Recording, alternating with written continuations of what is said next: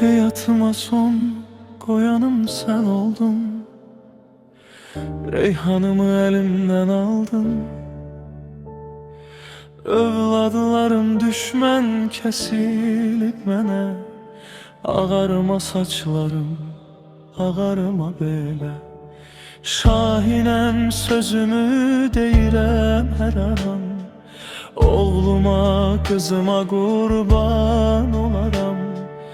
Ağlaram, sızlaram her zaman, her an. Ağarıma saçlarım, ağarıma belə.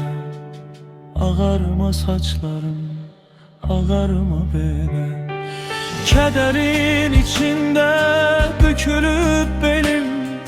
Hayat bumerangdır, keçmək gerektir. Reyhanlı gülleri axtarıram mən.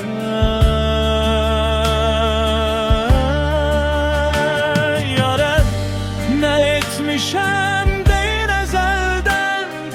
Reyhanlı gülleri qaytaraydılar. Səni sevdim təkcə səni sevgilim. Reyhanlı gülleri qaytaraydılar.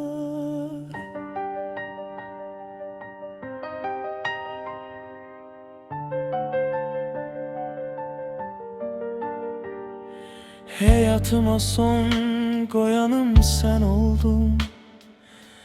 Reyhanımı elimden aldın. Övladlarım düşmən kesilip mənə. Ağarıma saçlarım, ağarıma belə. Şahinəm sözümü deyirəm hər an. Oğluma, kızıma qurban olaram. Ağlaram, sızlaram her zaman, her an. Ağarıma saçlarım, ağarıma belə. Ağarıma saçlarım, ağarıma belə. Kederin içinde bükülüp benim. Hayat bumerangdır, keçmək gerektir. Reyhanlı günleri axtarıram mən.